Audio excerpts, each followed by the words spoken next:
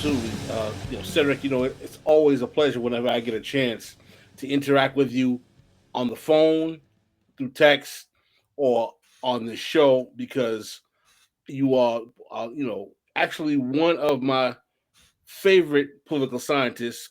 You probably know all the other ones that I like, and you probably know most of the ones I can't stand because they probably probably are similar in that regard. Right, But right.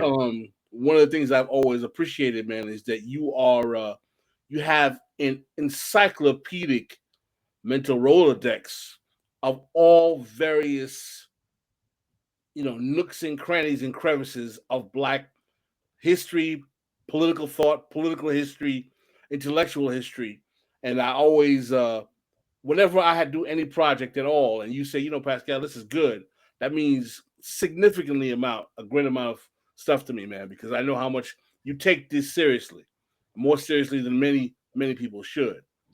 So I'm really going to start off with a basic question that I think is going to get us off to a really good start.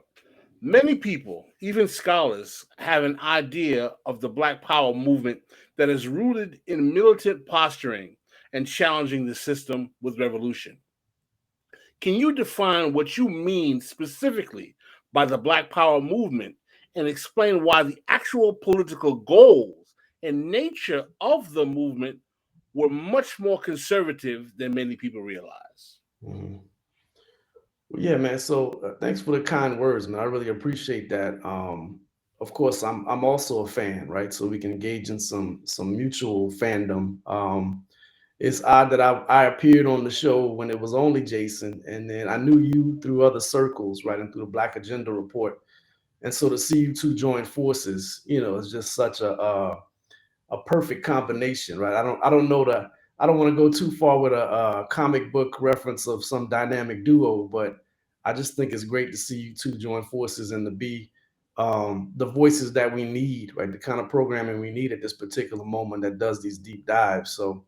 Um, so yeah, thank you for the kind words, and I return everything a thousandfold to you as far as the energy.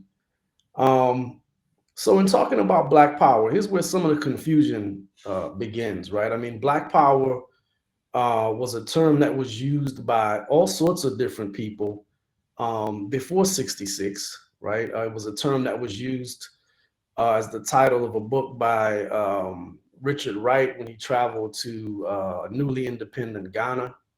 It was also a term that was used by people like Adam Clayton Powell in some of his speeches in the early to mid '60s.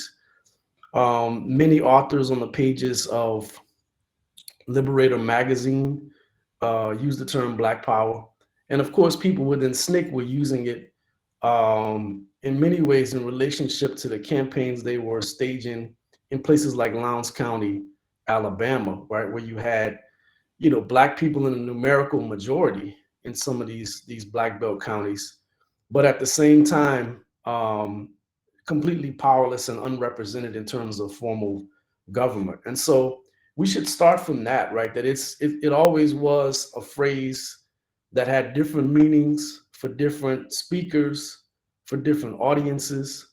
And it's when Stokely Carmichael popularizes a chant, which he didn't invent. It was actually invented by Willie Ricks, another member of the Student Nonviolent Coordinating Committee.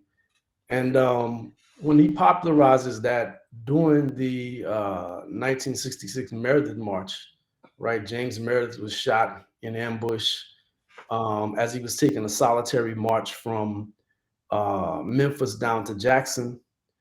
When he's shot and his protest or his march is taken over by SCLC, the Southern Christian Leadership Conference, and SNCC, it's in a moment when there's already debate, within these organizations about their future direction. There's impatience.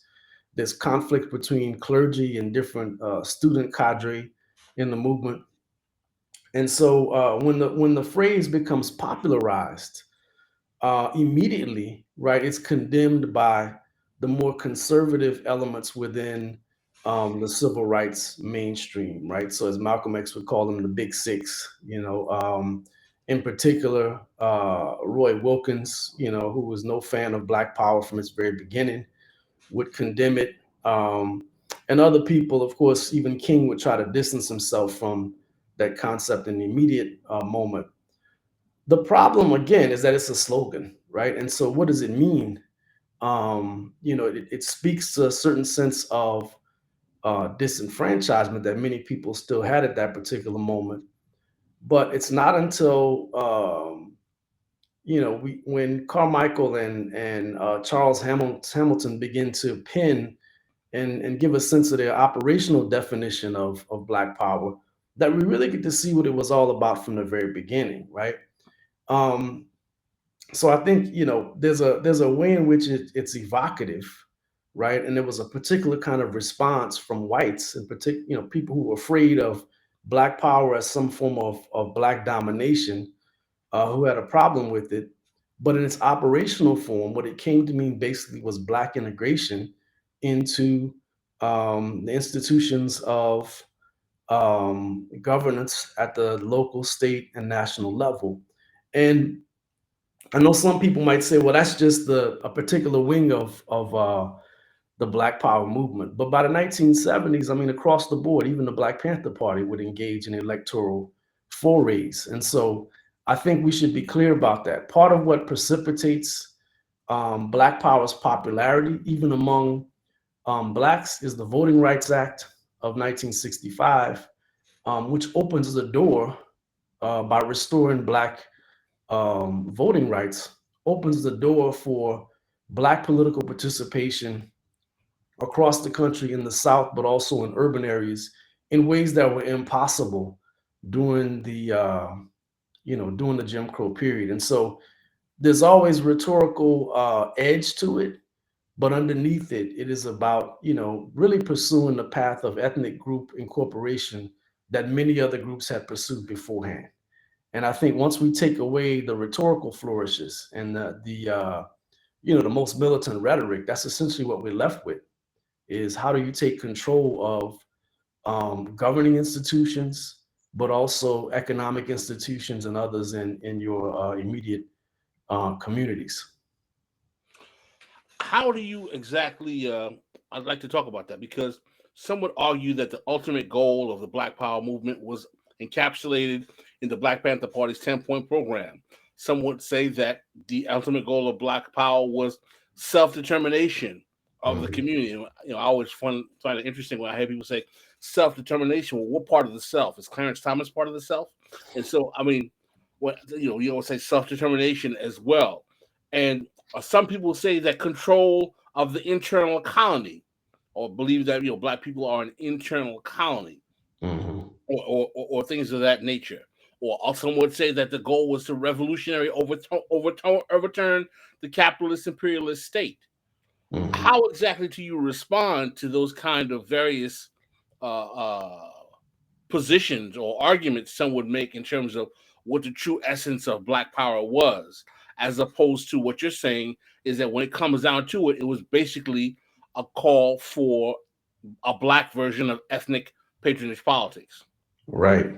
I mean, for all of those different, manifestations you just mentioned, I would say it was all of that, right? That is part of what gave it its vitality, right? Is that in the wake of, these various successful desegregation campaigns in the Deep South, in the wake of major civil rights legislation, there's a tremendous amount of efficacy among Black publics across the country. And this is something we gotta, like, again, think about the particular context, right? I mean, we lose sight of this in so many more recent or contemporary discussions.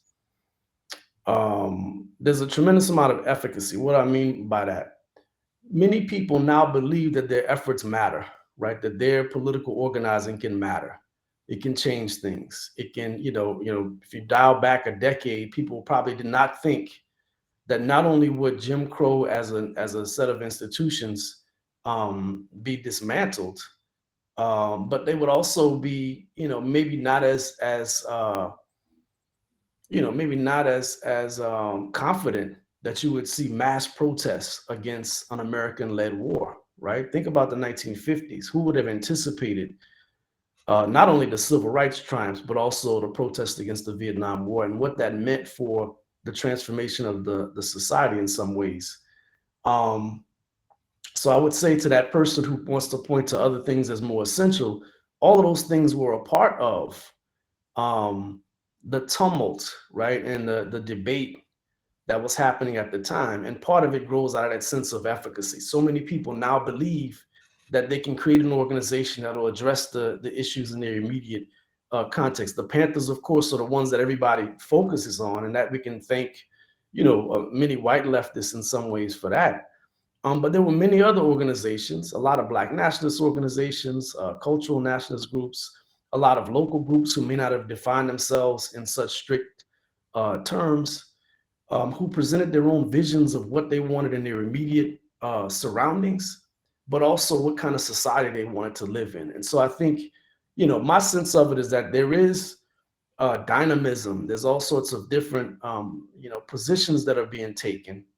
But there's also, this overriding institutional pressure, right, to move in a particular direction. And I think this is where many Black radicals and many contemporary folks who study the Black Panther Party or the Black Power period tend to go astray, is to not think about that broader context and what it meant for what would become Black Power in operational terms, right? So you not only have the major, civil rights legislation that, again, cracks the door open to Black participation in a way that wasn't possible before, but you also have, in the form of the Economic Opportunity Act and the War on Poverty, massive investments in cities and the doling out of grant funds that would go directly into the hands of many people who were activists at that time, well-positioned activists, who would later go on to become the first generation of Black elected officials across the country. Many people who we don't typically associate with the Community Action Program and War on Poverty initiatives. I mean, people like Bobby Seale even was involved in a Community Action Program initiative. Kenneth Gibson, who was the first Black mayor of Newark, New Jersey. Many people, during this period were involved in this kind of federal intervention, where they're trying to provide local communities with funds to solve their own problems, right? To use the term that's coined used by people like Daniel Patrick Moynihan, they wanted maximum feasible participation of local communities, right? And even though they talked about Black communities as being essentially poor, the folks who would lead these community action programs, again, were the most well-positioned, right? People who already were either coming out of the civil rights movement, coming out of labor activism, but folks who were already at least partially initiated into the world of formal politics, right? But even if they weren't so initiated, this would provide them with a way to really begin to build their base, right? And make even more significant forays. So to all of those people who talk about the essence, right? Again, you can talk about what particular tendencies you feel are important, the Black colony, revolutionary nationalism, whatever else. But there is this overriding, institutional investment coming from the federal government on down for more Black integration into American public life. And that ultimately becomes what Black power is, whether, we anticipate or desire other things or not. Thank you for watching. Please don't forget to hit like and subscribe on your way out. You can catch the live stream of This is Revolution every Tuesday through Thursday at 6 p.m. Pacific Time and Saturday, 9 a.m. Pacific Time. This is Revolution.